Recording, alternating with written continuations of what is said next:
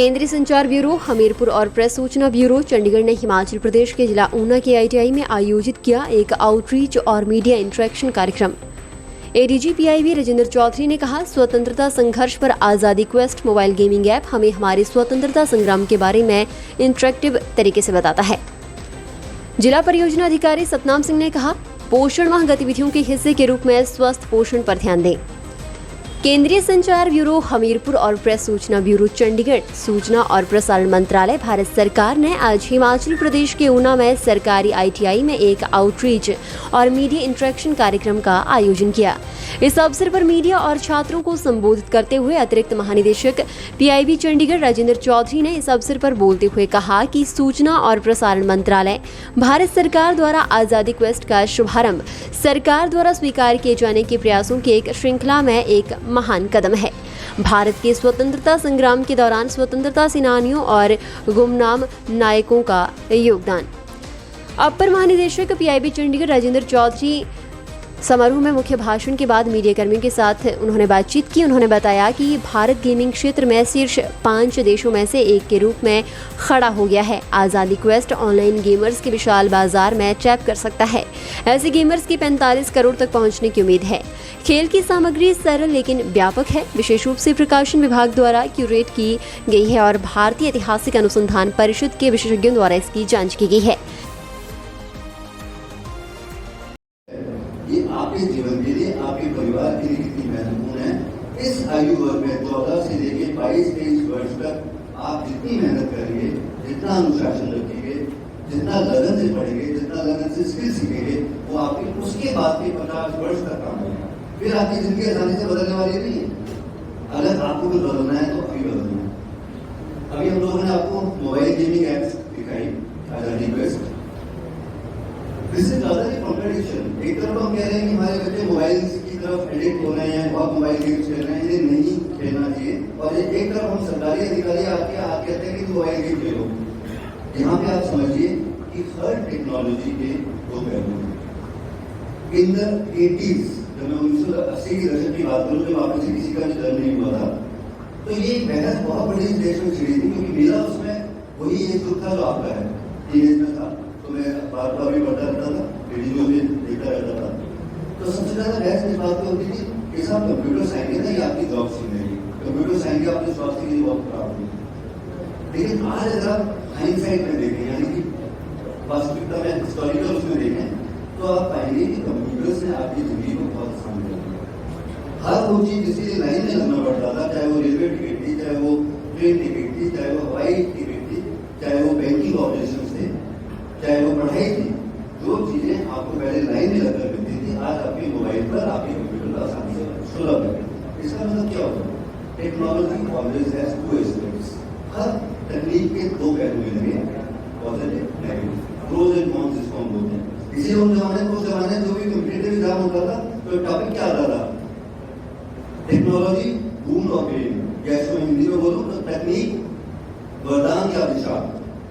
वही चीज आप मोबाइल के साथ, आप इस मोबाइल को वरदान बनाना चाहें या इसको अभिशाप बनाना चाहें, ये आपके हाथ। आप इस मोबाइल पे वॉयलेंट गेम देख लीजिए, आप इस मोबाइल पे कुछ पॉर्न फिल्म देख लीजिए, आप इस मोबाइल पे गलत भाषा वाली चीजें देख लीजिए, ये भी आपकी चॉइस है।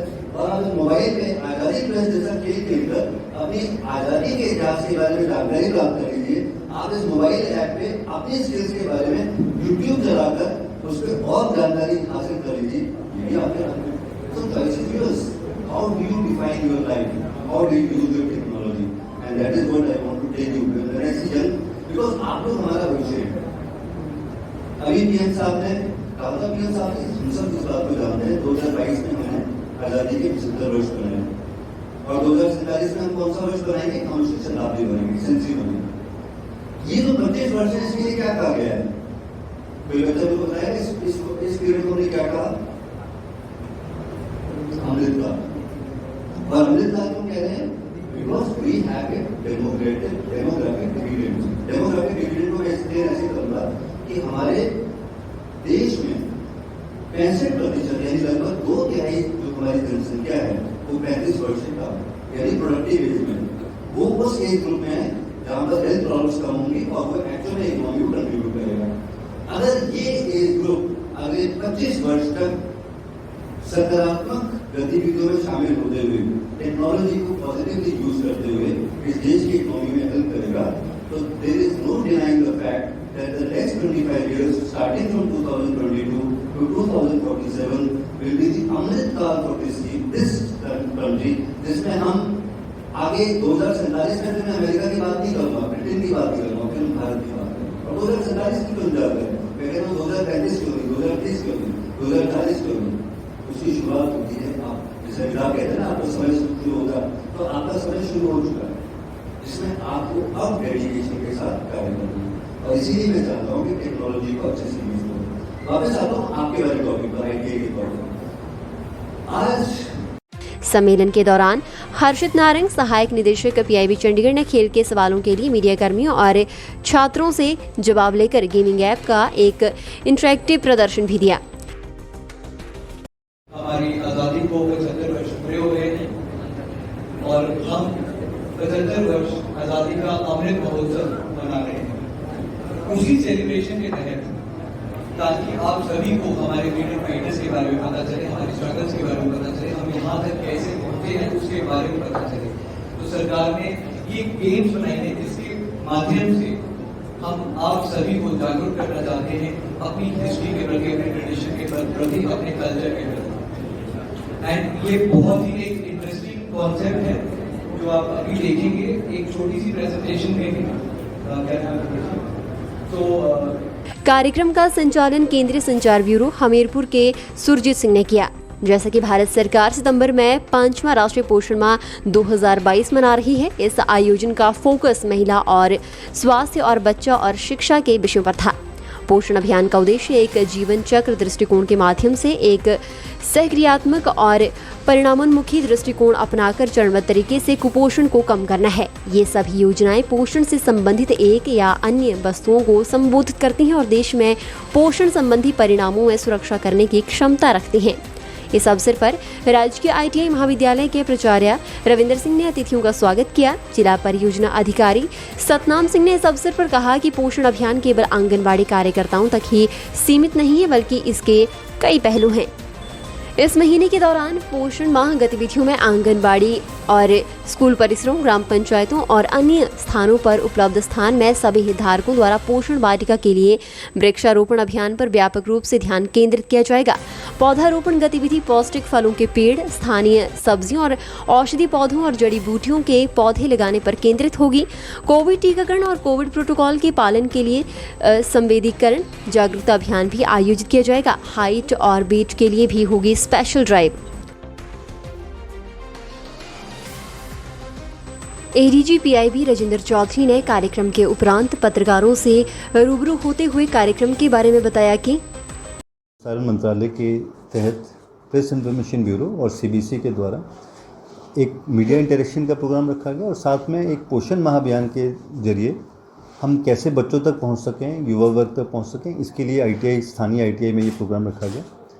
इसके 3 मुख्य उद्देश्य थे। पहला तो ये था कि पोषण माह अभियान में के अंदर क्या क्या एक्टिविटीज़ हो रही हैं, कौन कौन सी चीज़ें हैं जो हम आंगनवाड़ी वर्कर्स के थ्रू मैनेज कर रहे हैं, किस तरह की योजनाएं हैं जो हमारी लैक्टेटिंग मदर्स, एक्सपेक्टेंट मदर्स और जो हमारी महिला वर्ग के लिए जो योजनाएं चल रही हैं विशेष तौर से पोषण से जुड़ी, उसके बारे में जानकारी दी जा सके।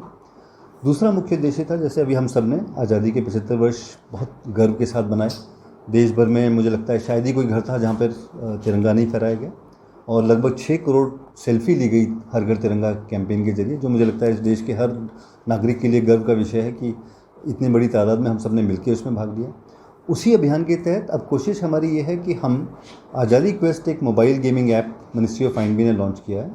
इस ऐप के जरिए हम सब लोग खेल में, मोबाइल गेम पर खेल में पूरी आज़ादी की अपनी लड़ाई के बारे में जान सकें। और इसी से जुड़ा एक और पहलू है कि हाल ही में कुछ 1 महीने पहले डीडी स्वराज एक सीरियल लॉन्च किया गया दूरदर्शन के द्वारा। इस सीरियल में 75 एपिसोड्स के माध्यम से 1498 से लेकर आज़ादी प्राप्त होने तक की पूरे संघर्ष को 75 एपिसोड्स में दिखाया गया। बहुत खूबसूरत तरीके से उसका फिल्मांकन किया गया। तो कोशिश हमारी ये है कि आप लोगों के थ्रू और डायरेक्ट आउटरीच प्रोग्राम जैसे आज हमने स्थानीय आईटीआई कॉलेज में किया, लोगों तक ये जानकारी पहुँचे जिससे कि वो मोबाइल ऐप के जरिए हो, चाहे वो डीडी स्वराज के जरिए हो, आज़ादी क्वेस्ट गेम खेलते हुए हो, खेल खेल में बातों बातों में अपनी पूरी आज़ादी की लड़ाई को जान सकें। और सबसे बड़ी बात है कि हम अपने स्वतंत्रता सेनानियों को ग्रेटिट्यूड अपना दे सकें, उनको अपनी श्रद्धांजलि दे सकें कि आज उन्हीं के इस बलिदानों की वजह से हम एक आज़ादी की इसमें फ्री सांस ले रहे हैं, एक स्वतंत्र भारत के हम नागरिक हैं और हम उसको अच्छे से गर्व के साथ महसूस करें। सर, स्वराज जो डीडी दूरदर्शन पर आ रहा है, क्योंकि आजकल समय है डिजिटल मीडिया का है, युवा वर्ग जो है ज़्यादातर मोबाइल पर ही रहता है, क्या उसके लिए कोई जो वो सीरियल है दूरदर्शन के अलावा क्या डिजिटल मीडिया प्लेटफॉर्म पे भी उसको कर रहे हैं? देखिए, पहली कोशिश तो ये है कि उसको डीडी नेशनल पे देखें, बच्चे देखें, हम सब देखें। और वो हर संडे को रात 9 से 10 के बीच में आता है, फिर 4 बार उसका अगले हफ्ते रिपीट भी टेलीकास्ट होता है अलग अलग डीडी के चैनल्स पर। और एक और इंटरेस्टिंग चीज़ हम लोगों ने की है, जो दूरदर्शन ने की है, कि उसी का रेडियो रूपांतरण भी किया है। यानी कि आप गाड़ी में बैठे हैं और आप स्वराज को सुन भी सकते हैं। तो ये अपना एक बड़ा इनोवेटिव कॉन्सेप्ट है। और अगला स्टेप वही होगा जैसे आपने सजेस्ट किया कि हम उसको डिजिटल प्लेटफॉर्म पे भी लेके जा सकें, यूट्यूब पे उसके अच्छे से डाल सकें। पर मुझे लगता है हर चीज़ स्टेप बाय स्टेप होगी। पहली कोशिश तो ये होनी चाहिए कि जो दूरदर्शन का जो एक हमारा एक ऑरा हुआ करता था, जब पूरा देश दूरदर्शन देखता था, स्वस्थ मनोरंजन प्राप्त करता था, हम वापस उसको इस सीरियल के माध्यम से, और ऐसे ही और बहुत सारे सीरियल जो दूरदर्शन ने हाल ही में लॉन्च किए हैं, उनके माध्यम से हम एक स्वस्थ मनोरंजन प्राप्त कर सकें। और सबसे बड़ी बात है, आज़ादी के अमृत महोत्सव में हम अपने उन स्वतंत्रता सेनानियों के बारे में इस सीरियल के माध्यम से जान सकें। ये एक प्रयास है।